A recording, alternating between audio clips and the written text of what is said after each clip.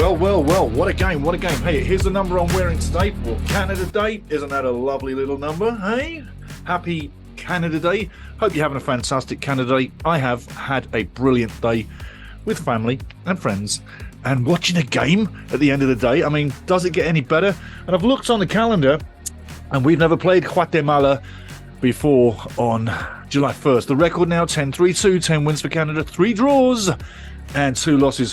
What an amazing game. And I got to tell you, big muchísimas gracias to all Guatemala fans for the kind words and basically getting into the show and watching it, the pre-game and hopefully now the post-game. So to Guatemala fans, muchísimas gracias. Really big thanks to you. And I hope you enjoyed this game because your team did well. Ranked 116 in the world. Canada ranked 47. That's when they got all the top-line players on the team, right? Right now they're ranked 47, but like I say, that's when they got all the big guys playing. Now, when you see the mixture of the team, let's take a look at the lineup quickly, then we'll move right on. But again, Guatemala fans, big up to you. You did fantastic. And Canada fans, hey, that was a tough game. I'll tell you why. And for all those who seconds after the game are saying, well, that was a bad result, I tell you this, you really didn't understand what you just watched, because I'll tell you why that was a good result. Now, let's take a look at the lineup as we started and kicked off. But again, what a fiesta, what a party, what a game. You'll never forget the atmosphere, because I tell you what, that was second to none. Unbelievable, fantastic Latino fiesta. It was wonderful. It was perfectamente. Let's take a look at the team lineup for Canada. Woo! Again, I've got to say, fantastic atmosphere in the crowd, and big up to Guatemala fans. And we did see a few Canada fans spotted in between. It was quite funny to see how little support we had. It's kind of funny, considering we were the big team. Remember, ranked 47 in the world. Guatemala ranked 116. But moving on, the team. Milan Borjan started in net. He would have things to do. It would be busy time for him. And he would put in a good performance. So 7 out of 10 for Milan. Well done on the night. Kamal Miller. Love what Kamal Miller's all about right now. You know what? Unsung hero. Does very well. And you know what? Doesn't make a lot of fuss. But what a great performance tonight. He gets a 7 out of 10. I'm very impressed with Kamal Miller on a night that was very difficult. Tell you why in a little while. Steven Vittorio, you know what? He made amends for the last game. This is one of his better performances. And I tell you, there was a few times when Steven Vittorio kept us in the game. So tonight was one of those nights that Steven played a good game. I give him 7 out of 10. Moise Bombito, why do they think of putting him in the midfield? You remember I told you before this show, look at the tactics. Where did he end up going? Yeah, back in the defence. Anyway, got to say, again, 6 out of 10 on the night. He did very well. Still a young kid. There's another bit of experience for him. And this night, I tell you what, is absolutely massive. A massive learning curve for a lot of players, not just the young guys coming in, but for some of the experienced guys. This was a massive game. You will learn a hell of a lot from a game like this, especially how to handle the crowd, handle the referee when it seems things are not going your way, you know, and handle that temperature. I mean, wow, sweltering heat, humidity, you're running on air, your lungs are burning. Nothing's going your way, but you're hanging the game. So, got to say, a little bit of everything was in the game. But Moise Bombito, 6 out of 10 on the night, did very well when he came in. Liam Miller, very much an unsung hero. Did very well on the night. Loved the wing play, loved the interchange play. Literally gets a 7 out of 10. And you got to say, great use of the ball. And again, like I said in the last game, he's having fun playing for Canada. You can see it written all over his game. There's another reason to keep him in the team. I hope Johnny Herdman does. Ali Ahmed played really well in the first 45, but you've got to say, he's a young kid. And you can't expect to play him every minute of the tournament. Yes, you'd love to, but we need to use him sparingly. If he comes into the next game against Cuba, I'd be saying, hey, listen, put him in the second half. Use him sparingly. This is a lot of stress on the mind, the psyche, the body, the confidence, and the self-esteem of this kid. Use him carefully. Don't run him into the ground like a lot of people love to do with genius talent, because that's what he is. Richie Larea, by the way, sorry, Ali Ahmed on the night, 6 out of 10. Richie Larea gets 7 out of 10. Could have had a goal nearly.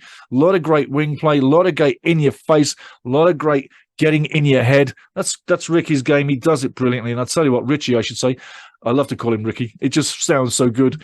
He's a nasty little bugger. Anyway, Richie, I love him. He does well. Great game. 7 out of 10 on the night. Like I say, the wing play was pretty good, and his defensive game is also not so bad. I hope he can cling on to a new club pretty soon because he's worth it. If you can put up with that feistiness, you got a great midfielder or a wing back there, and he played the wing back position tonight very, very well. Junior Hoyler up front, you know what? 10 minutes in, if you put that ball away, it's a different game.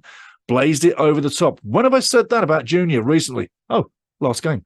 And finally, Lucas Cavallini, 7 out of 10, did well, led the line again. Unfortunately, no goal this time, but maybe next game against Cuba, he probably will. Now, looking at the game, you got to say, first half, the crowd, Guatemala, are into it massively, massively, massively. I mean, they are baying for blood, and the party, the fiesta, is waiting for the first goal, which never comes. But the crowd, give them credit. The 12th man there for Guatemala never gives up, never stops cheering.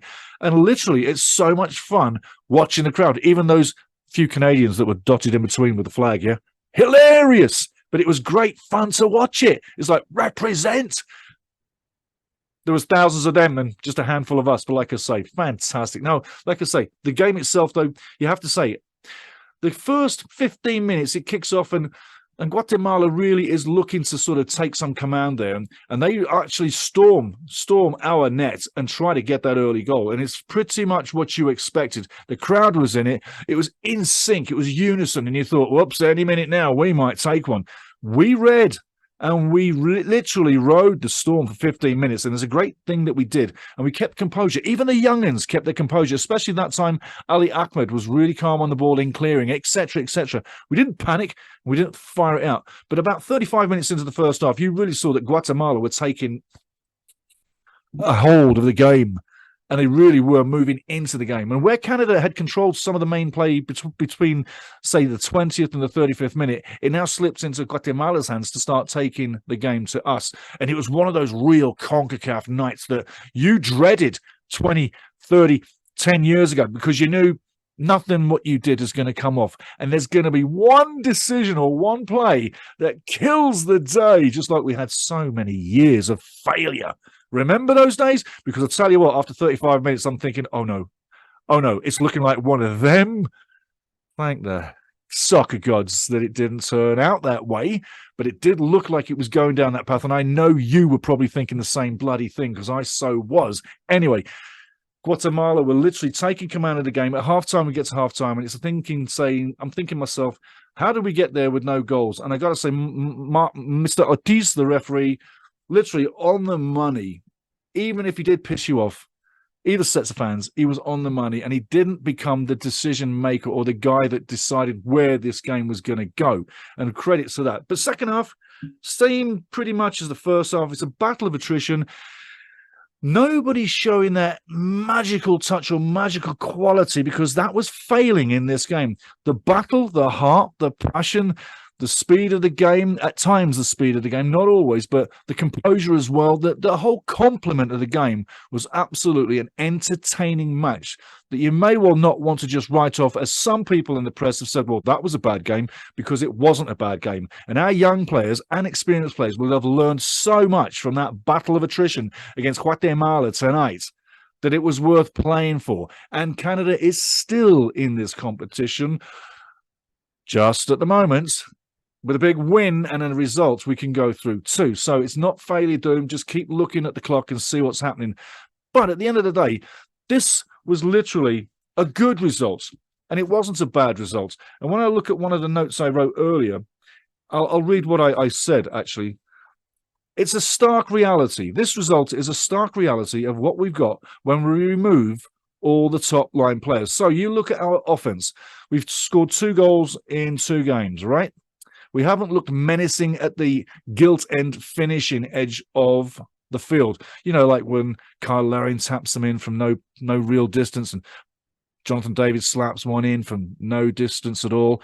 It's a team goal. And when you take that skill or that gift of putting the ball in the back of the net, you literally become a defensive unit. That's what we become with this complement of players at the moment. But the experience and the learning curve that all the players on the park tonight can get from this game, that's the reward, not the result. If you're looking at the 0-0 thinking, well, that was a bad result, I say again, not to you, but to a few people on TV I heard saying straight after the final whistle, well, that's a bad result. I'm like, no, I got to disagree. It's not a bad result. Like I say, look at the big picture of what all those young players have gotten out of these last two games, especially tonight, because that, like I said earlier, was one of those CONCACAF nights that we used to literally dread.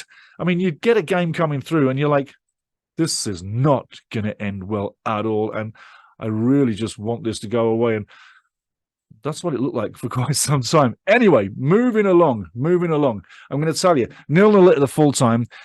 Nobody had that moment of quality. It was a great game to watch. And like I say, the Guatemala team earned that point. They played up to their level. And with a bit of luck, Guatemala would have come away with 3 more points and would be already in the next round. But for the grace and the goodness of the Group D, Group of Death, I thought Group B was going to be the Group of Death. Group D seems to be the name, Group of Death. Anyway, the group is tight and there's everything to play for in round 3. We're in there with a mishmash team. Guatemala's in there with their team. Remember, we're ranked 116, we're ranked 47.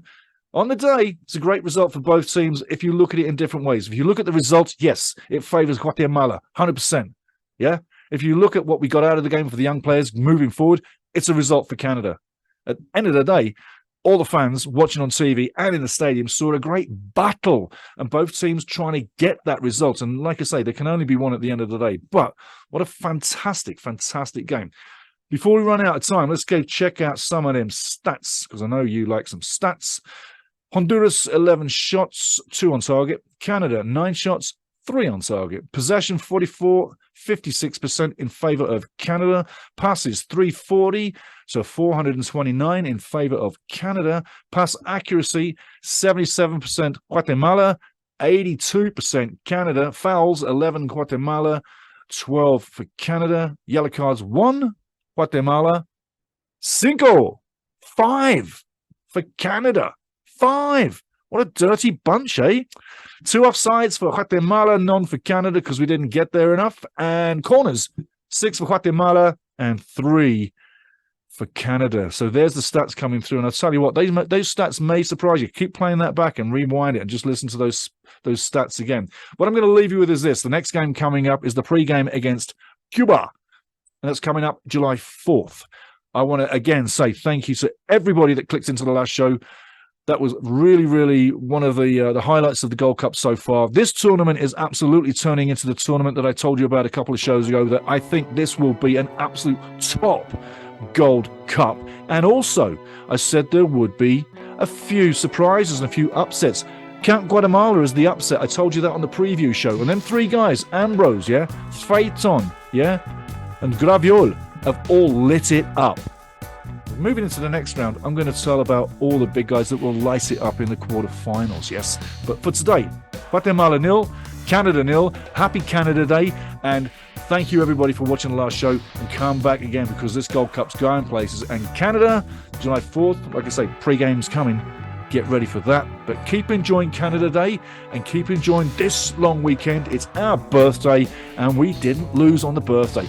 That's worth something. And also the young players that played out today, they got something big out of this. So this is not a bad result like they're saying on TV. Cheers.